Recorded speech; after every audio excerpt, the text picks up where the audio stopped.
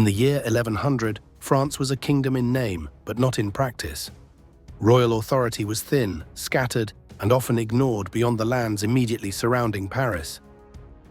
Powerful lords treated their territories as independent realms, collecting their own taxes, waging their own wars, and challenging the crown whenever it suited them. The Capetian kings who ruled France lived with the daily reality that their realm was fragmented and their authority often limited. Their influence depended on difficult alliances, patient diplomacy, and the slow, deliberate work of strengthening the monarchy. Across the Channel, England was rising under the Anglo-Norman rulers. William the Conqueror had unified England after the Norman conquest in 1066. William the Conqueror established a centralized system of governance that brought the English nobility under closer royal control. His successors continued to push that structure forward, creating a more efficient kingdom than France could claim at the time. Normandy itself remained both a duchy of France and a power base for the English kings, which created a rivalry that shaped politics on both sides of the Channel. By 1100, the rivalry between the French crown and the Anglo-Norman realm had become the central political pressure shaping French strategy. The Capetians knew they needed to solidify their own power at home to counter this growing Anglo-Norman influence.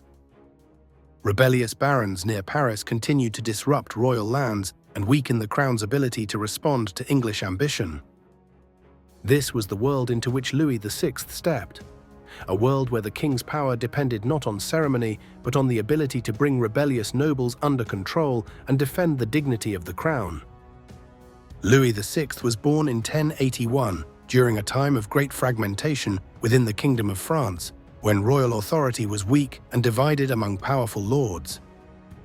He was the eldest son of King Philip I and Bertha of Holland, a union arranged to secure alliances and reinforce the Capetian dynasty's fragile hold over its ambitious vassals. The royal court of that time was modest compared to the grandeur that would characterize later French monarchies, reflecting the limited power of the early Capetians. Their authority extended mainly over a small domain centered on Paris, Orléans, and the Île-de-France, while vast regions of the kingdom remained beyond their direct control. Louis's childhood unfolded in an atmosphere of both privilege and insecurity. Though born to a royal house, he was heir to a crown that lacked the strength and authority expected of kingship. His father, Philip I, faced constant challenges from the feudal barons who ruled their own lands almost as independent princes. These lords built castles, raised armies, and waged private wars with little regard for royal authority, acting largely as independent powers within the realm.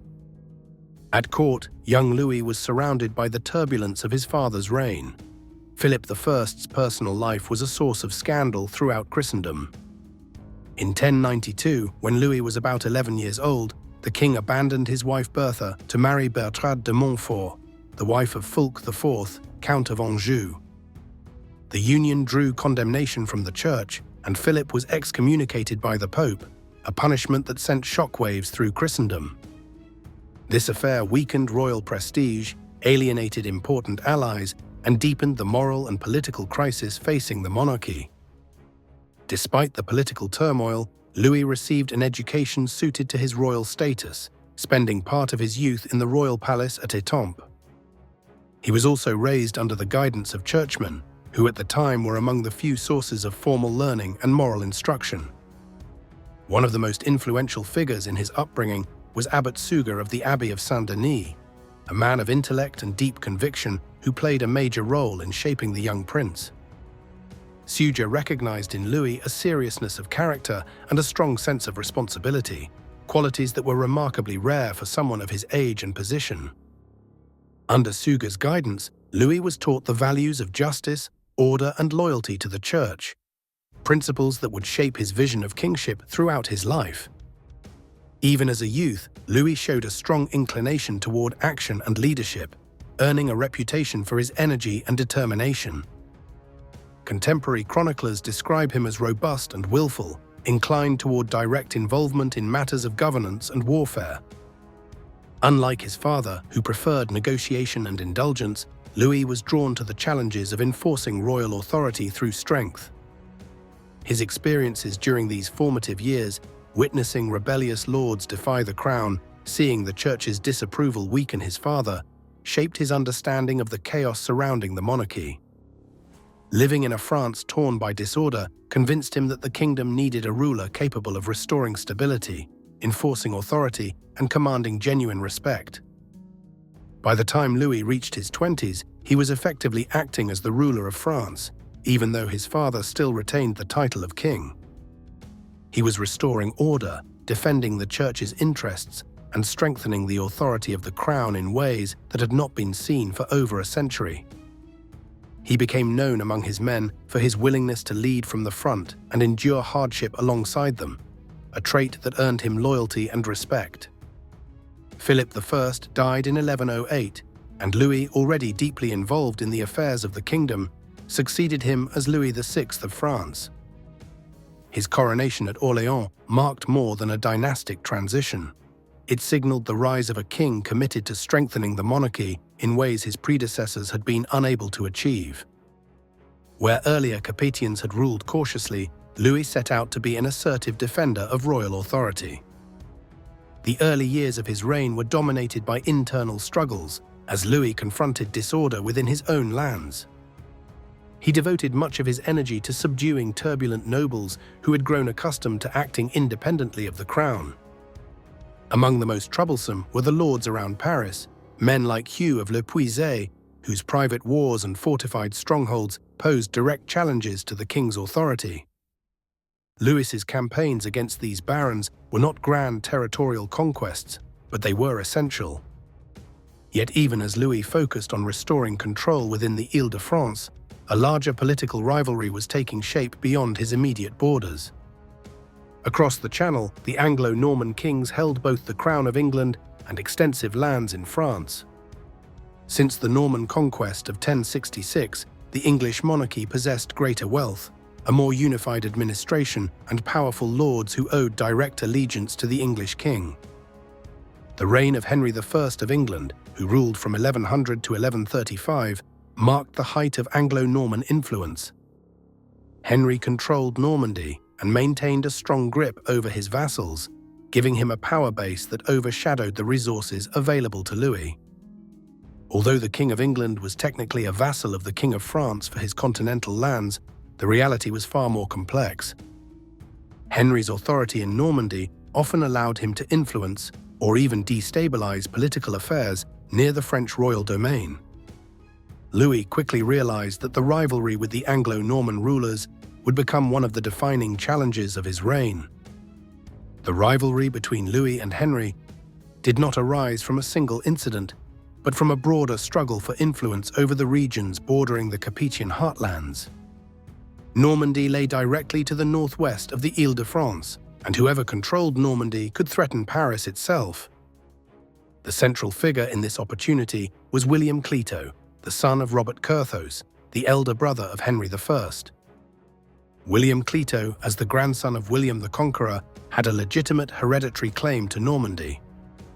After Henry imprisoned William's father and took control of Normandy, the young Clito became a symbol of resistance for those who opposed Henry's steady consolidation of power. Louis VI saw in the boy not only a rightful claimant, but also a strategic partner whose cause could weaken Henry's influence in France.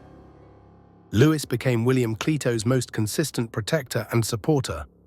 Their relationship was political, but it was also marked by genuine personal respect.